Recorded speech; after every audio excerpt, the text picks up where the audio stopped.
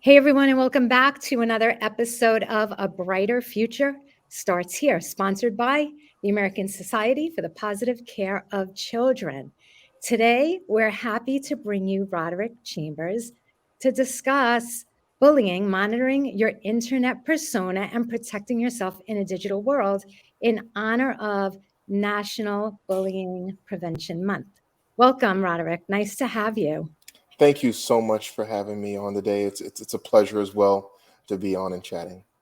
Yeah, I'm really excited because the information that you're about to share with us, I mean, you could literally spend like a month straight talking about this, if not longer, Mhm. right? There's just so much information out there. So we really love how you helped us define, the talking points for today. Thank you for that. And, you're really an expert at what you do. So with that being said, can you tell us about the state of bullying, cyberbullying, and cyber harassment, and maybe the differences between those? Definitely.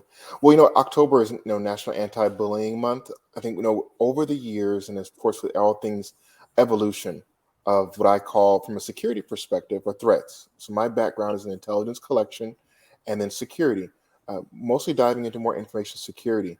So over the years, as communities have evolved and we have moved to social media, and then to the COVID situation, more of us have to work remotely.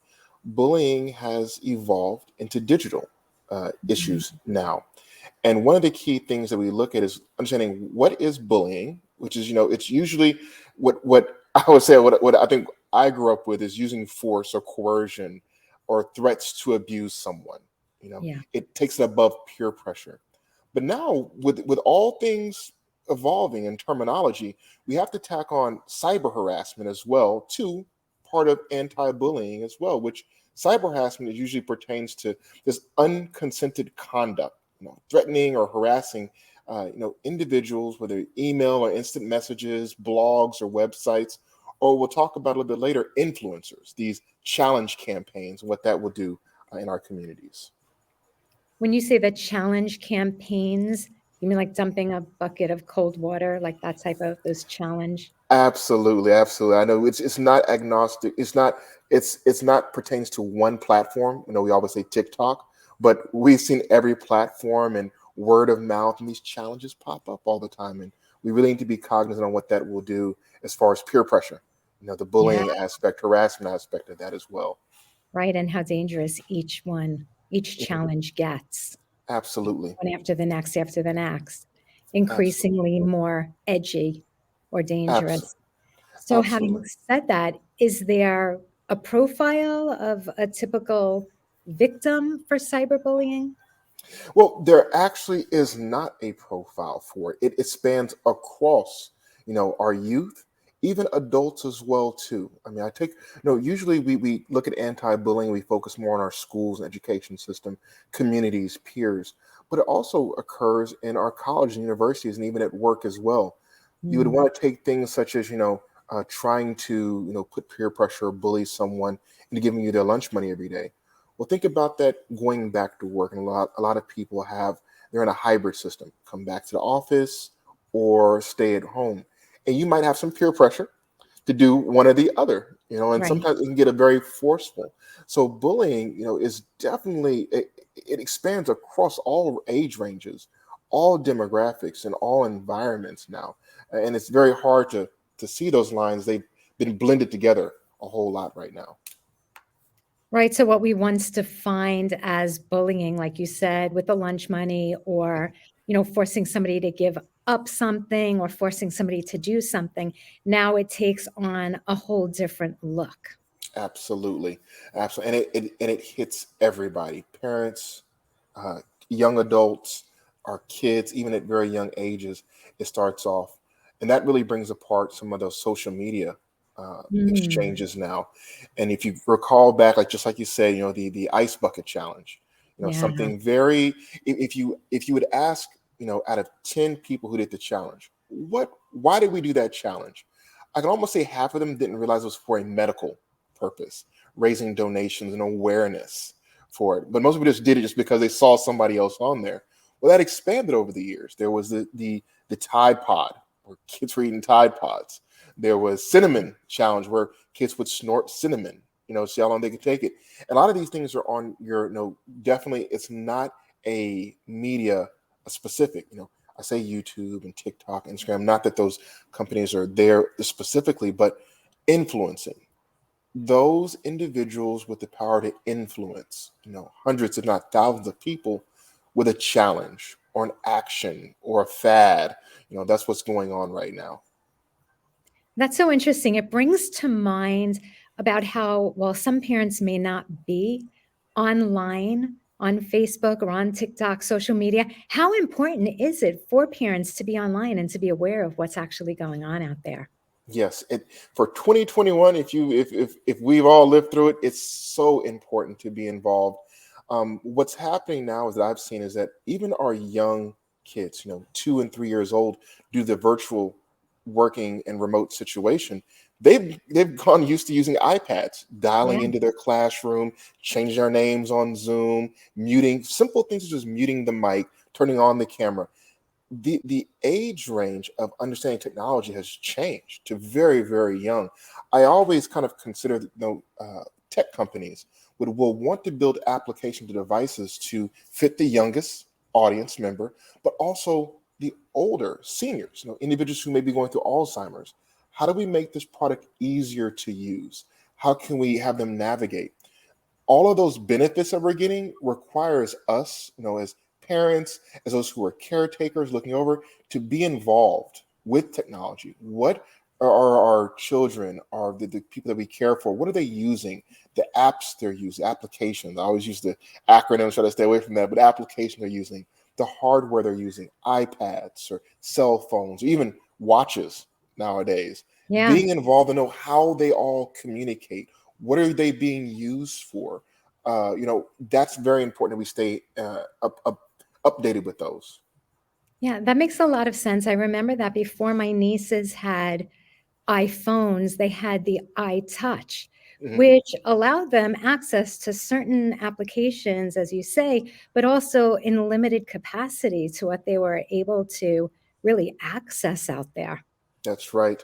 And that expands so much now with the access that we have there. So when you take a look at all the different social medias that we have here, all different hardware, we're putting our information in all these devices. Ugh. Zoom has our name. If you need to sign in, a lot of parents have Class Dojo or other applications.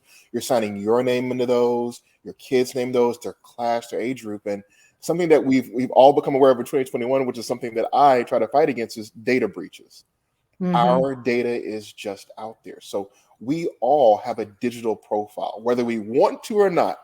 I always work with, from a professional level, individuals who say, well, I don't have a LinkedIn page, or I don't use Facebook. Well, have you ever applied for car insurance using an instant quote website? Well, yes, your information's out there. You have a digital profile. Wow. Think about and that. and it starts to, to hit a bell like, well, yeah, I did. If you submitted it online, you have a digital profile. Do you online bank? Yes, you have a digital profile. If you've ever received a notification from your information was exposed in a data breach and we're offering you 2 free years of credit service monitoring, you have a digital profile. so so it really is becoming something that we can't say we prevented or we don't have. We all have a digital profile and we need to be able to monitor that and see what's out there. Yeah, that's so important. I have a friend who started an application for funding. The next thing you know, the money was in their account and they didn't even know they were approved. The next thing you know, they're in this back and forth. The company's trying to send them to collection. I mean, it just Mhm. escalated from there. Mhm. So monitoring our information online is just critical, as you Yes. say. My Yes. goodness. So where do you start with that? Where do you start with monitoring Perfect. your information online? Perfect. Well, definitely with monitoring information, there's a couple of technology terms that we should all become familiar with. One of those is called doxing or dox someone. This was traditionally used in the intel community and especially with closed countries for journalists, where doxing is gathering a lot of sensitive information about an individual, usually journalists from closed countries during humanitarian rights or different wars and so forth, and dumping that information everywhere. That means sending it to media outlets and blogs and different individual communities. The goal was to expose the individual. Well, that same methodology has turned into what we have, digital doxing. It can be used for good purposes. It can be used for bad purposes. The bad Wow. purposes is exposing information. If you recall something like the George Floyd incident, where a lot of the police officers, their information was doxed. It was dumped out to the communities. Oh, So it can be used for bad purposes, but we also can dox ourselves. Not many going to spread that information out there, but we want to do searches for what does our digital profile looks like. And it could be something as simple as going to Google and typing your name and seeing what comes up. it comes up. Going to LinkedIn and seeing, just typing your, you may not even have a LinkedIn page, but just typing in your name to see, has anybody associated you with, their profile. Going through and knowing, where can I find my name, my pictures, my information in the internet? And then from there, expanding that thought process, looking at old accounts, such as your old Yahoo accounts, old Twitter accounts, dare I say MySpace accounts. Mm, While you may have forgotten, did I delete it? Did I not delete it? It still may right. be out there. And somebody can find that and use it for bad purposes. So it's really Oh, good that we go through and check and see, where are all the locations our information pops up at. Sometimes even doing like a third party data provider out there, that you type in your name and saying, where can a background check, similar to that one, a free background check will let you know, is your records with publicly disclosed at court, through the court system? Is it publicly disclosed to a traffic fine or tickets? Even if you've gone to the it was a fancy website where you would go to see if you had any returns or claims, usually through Walmart. If you ever had like some money left over, you'd go there, type your name, and then it would say, oh, you have $13 remaining okay. from there. That's another place too. They have your information as well. So knowing every place someone can look your information up, find your address, your name, your image, your work profile, your professional profile, is the first step at doing that. And then what happens once you find all that? Like, what do you do? Perfect. Well, the next step is going through and seeing, which information do you want to be out there? Which information have you approved to be out there? Many sites, such as your social media sites, you can request to have your information taken down. Third-party providers like LexisNexis, they have an option for you to opt out of that information. It will let you know that if you opt out of this information, it may slow down background checks or the processes, but you have the right, the consumer right, to remove your data from those sites. Things like tweets. If you ever had a Twitter account and you want an entire scrub, you can do a max deletion of your Twitter profile that's out there. However, I do caution on this as well too. While we go through the process of going through each site, removing your accounts, removing your email, removing your profile, choosing which ones you want, you cannot stop the power of a screen capture. So if someone Yes. has access to that data, a tweet, an Instagram, a photo, a text message, and they screen capture it, it's still a record out there. Which is why I tell young adults and adults, what you put out on the internet is forever.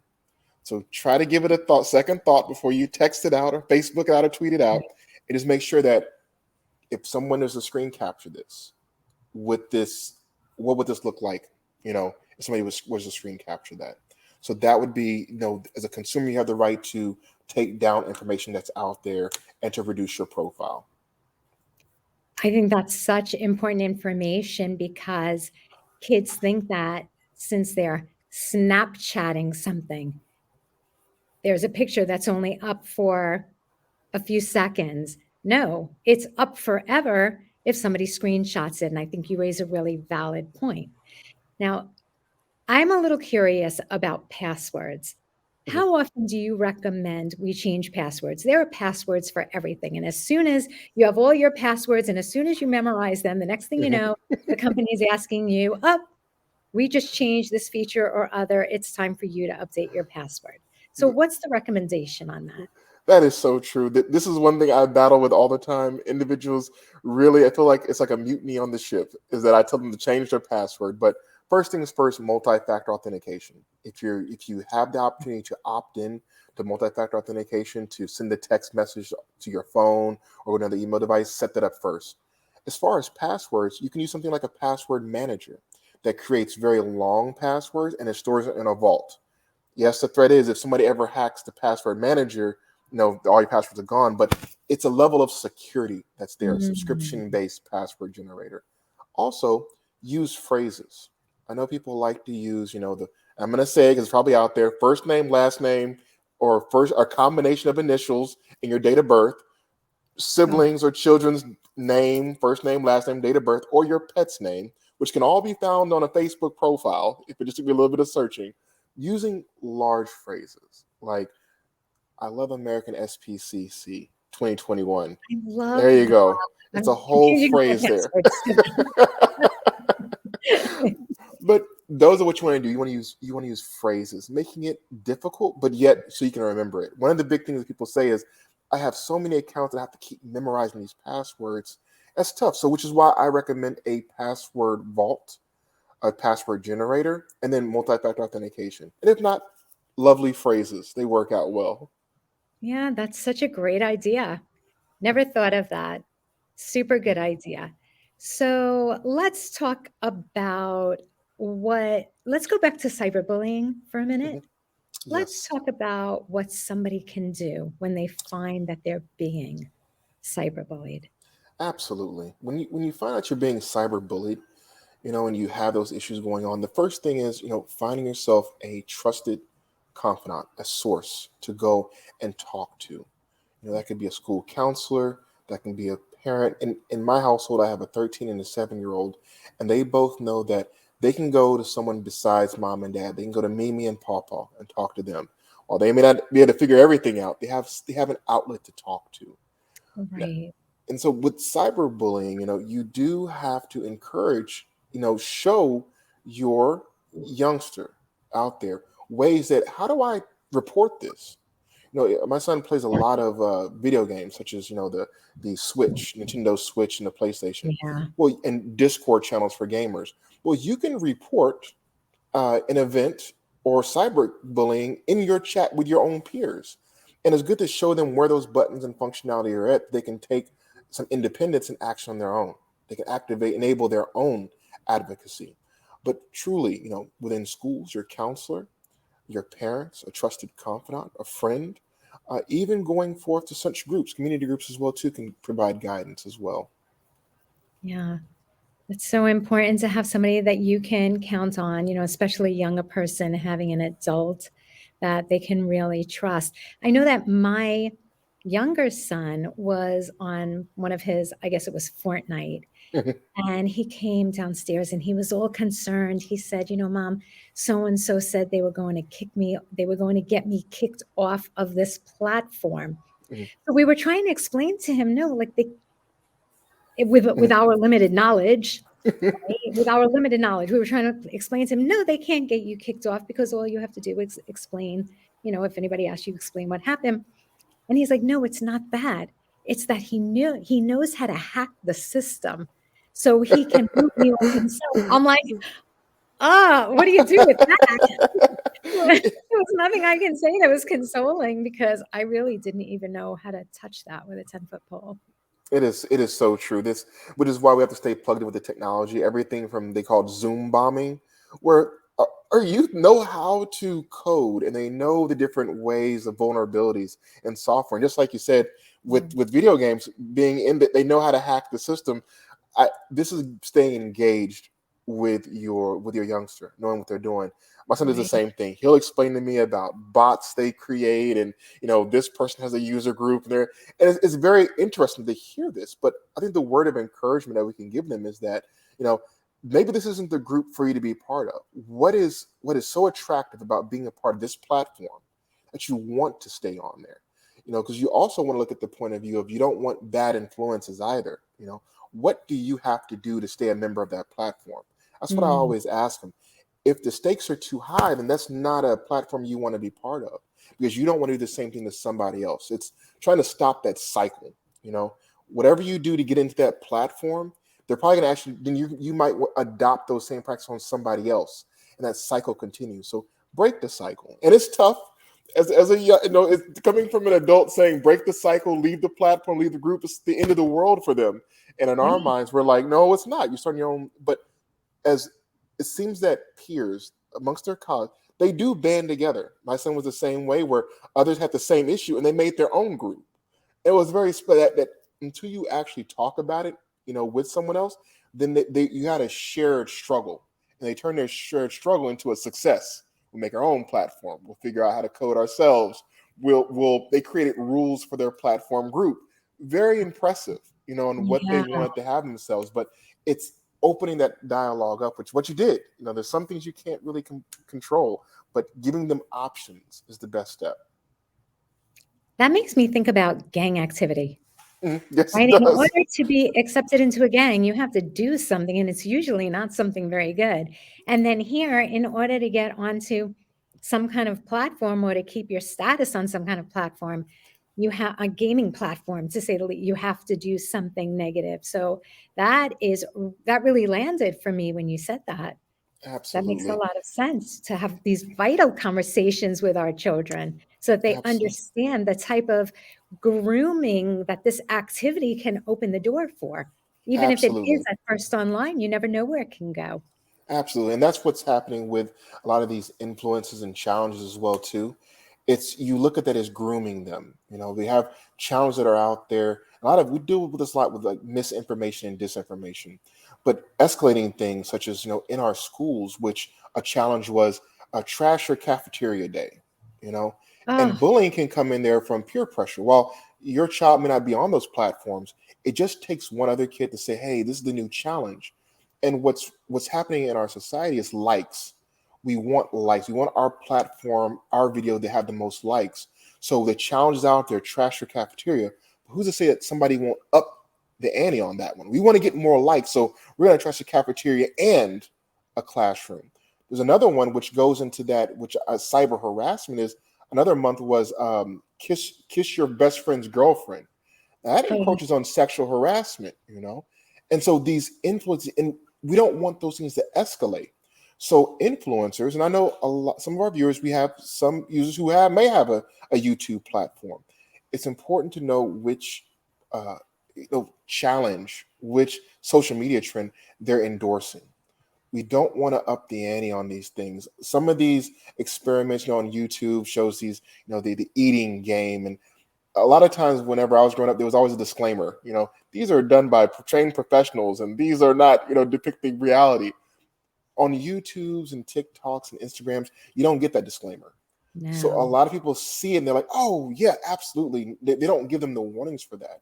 And so we want to look at that, breaking the cycle, knowing what challenges are out there, explaining Yeah. them the harm of that. And then those who do have influential power, because they are younger and younger, knowing what are you endorsing and how might that impact your following. You do have a responsibility now as a leader, as an influencer, as they say, Yeah. to impact goodwill, positive change.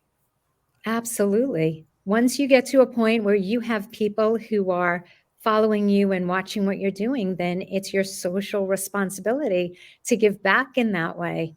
And I love all of your tips on breaking the cycle, because Mhm. here at American SPCC, we're all about breaking the cycle of any negative pattern, whether it's abuse or bullying or whatever it is. We're all about breaking the negative cycle. So thank you for that. Thank you for highlighting those. Of So course, of course. I'd like to share a little something that happened to me just last month, just a Mhm. couple of weeks ago. I So let's see, how the easiest way to explain this would be, I, like many other people, use eBay, and one of my payment platforms, or Mhm. or eBay, maybe it was itself, was hacked in order to get to Yes. my payment platform. Mhm. It was crazy. And Mhm. then I'm pretty good at the behind the scenes research, so I traced it. It was some kind of operation, believe it or not, based out of Hong Kong. Mhm. Mhm. So it wasn't even located here, and I Okay, here. found out because they redirected the telephone number, That's right, right. for the verification. So now, of course, I have two-step verification, which is what you spoke about a little bit earlier. But talk to us if you know anything about, right? And I know I'm just Mhm. kind of throwing this at you. Mhm. Talk to us a little bit about how like these, bad people can use one platform to gain access to another. Absolutely. And what you experienced there, good sleuthing for yourself, Thank you. investigation. You found out I'm where the good. IP, this is where everything is connected, which is the part about the world we live in, your phone. Having access to your phone uploads millions of different actions you can have. Having access to your Facebook page provides clues to multi-factor authentication. Use what school did I go to? What year did you graduate? You might have put that on Facebook. Mhm. Using other platforms to get further, that's exactly what threat actors, bad guys, will do. I told people before, being a threat actor is their full-time job. We all have other full-time jobs, so we can't find all of the gaps and vulnerabilities. But this goes back to knowing your digital profile, your digital persona. It's knowing that I only check my bank account on my laptop, which is great. I Mhm. don't check it on my phone. So you know the source. So if your bank account ever gets hacked, something about my laptop, that my workspace may have been hacked. Maybe it was an email. Maybe I left it open. But knowing those steps and processes, knowing which is very difficult with all of our online vendors, Amazon, since last 2 years has went very high, and knowing when Amazon sends you a message that says, "Hi, someone has tried to access your account. Please change it." What I do is on where it has the first name and last name for any account that I have, I'll put in parentheses in the very beginning my initials, RC Amazon, because first name last name it doesn't trigger that. They only care about your payment, but knowing your profile, you can change it or put in parentheses Amazon or put in parentheses eBay, so that when they send you an email and they use your first name that you put in your profile in the email, it'll show. So I know it's authentic. And if somebody else, if it's a spam or phishing email, it'll say, your name, Mr. Roderick Chambers. I haven't put a profile with that on there. So it's Isn't obviously a that spam interesting? email. You delete it. So little hacks like that is knowing which platform might have gotten hacked. So again, on your Amazon profile, eBay profile, where it asks you for your profile, you can use something other than your first and last name on there. They only need your Wow. payment information, your billing information, but your profile, you can change that. So when you get emails or receive them, that is the combination, the name that I use in my profile. That's an actual legitimate email I received on there. And that will help you to know which platform might have been hacked or had unauthorized access to lead to the next one. Put it like that. So That's so clever. That's another very good way. clever.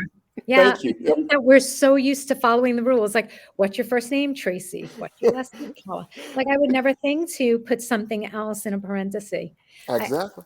That's Yep. awesome. That's really great. I think that the listeners, I know I did, received a lot of valuable information today and a lot of wonderful takeaways, everything from monitoring our own information online, learning what doxing is, learning about how to make sure that we're staying up to date with the social medias that our kids are on. What about the parental controls? When it comes to parental controls, and it's very confusing, is there an easy way to break down how and what and age appropriateness?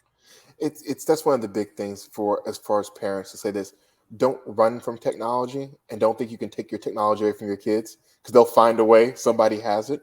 But Yeah. parental controls is the first step to putting boundaries. A couple of things, putting time that your device will time out, a limit with the password on there is a good method of doing that.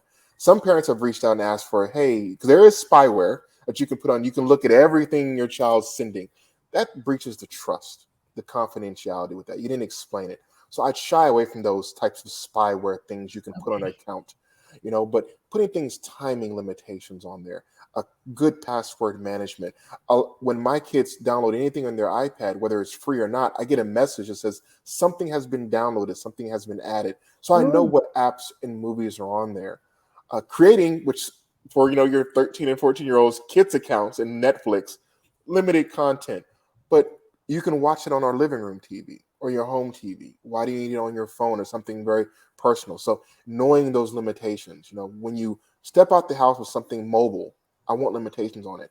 And within the house, if it's appropriate, there won't be any problem. You can proceed as usual. If it's not, I'm going to see it. So Right. they're putting boundaries in their form. So That's that's a awesome. big deal. When my son was younger, I would give him a time limit, Mhm. if it was on TV or his phone, whatever it was. And when he went beyond the time limit, I would say, "Okay, give me your phone because you're not Mhm. listening. You're not following the rules." And I remember a couple of times he turned around and said to me, "Mom, why can't you just put parental controls like all the other parents do?" But it at least gives them time out. Like you Right. actually put the device down, have to come find me, and we can talk real quick and welcome back to the world. Right. So now you can go back. So yeah, same thing here. Welcome And to the real world. they'll find a way to get around that too. But it does provide some it doesn't make you so, not say helpless, but it does give you a path to go down for a little bit of boundary within their lives and your lives as well too. So Yeah, exactly. So you don't have to live like in the book Percy Jackson, where they think that they're playing video games for a couple of hours and it's really been 5 days that went by. exactly. Come back to the real world. Say Come back hello. to the real world. Come say hi to your mom. Exactly.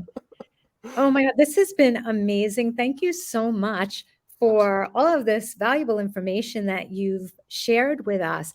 And I understand that you prepared some incredible cyberbullying or anti-cyberbullying resources for the American Society for the Positive Care of Children to post on their website.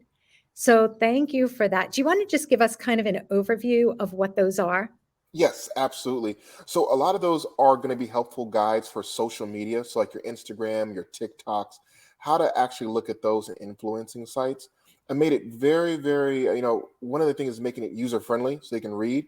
So definitely for those anti-bullying site. And now that we have cyber harassment in there as well too, we're looking at, help for domestic violence. Well, that doesn't pertain to, married couples, it pertains across the board. Ways that we can report that, giving everybody a little bit.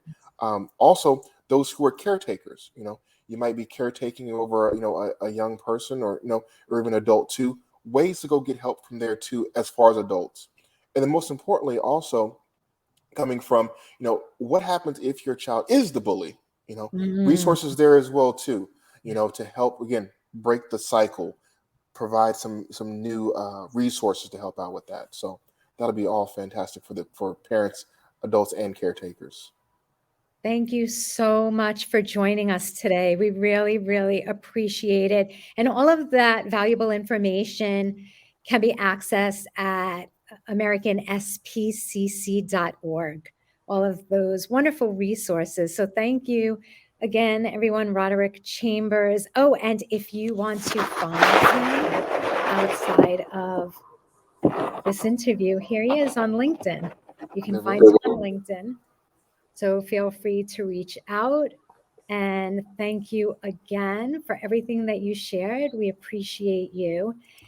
So if you or anyone you know is doing amazing things in your community, please feel free to reach out to us at info@americanspcc.org. We're always looking for wonderful people like Roderick Chambers who are doing valuable things in the community that we can interview you and share all that great information with our viewers and our listeners. So again, I'm Tracy, and you've been watching the American SPCC podcast. A Brighter Future starts here. We'll see you next week.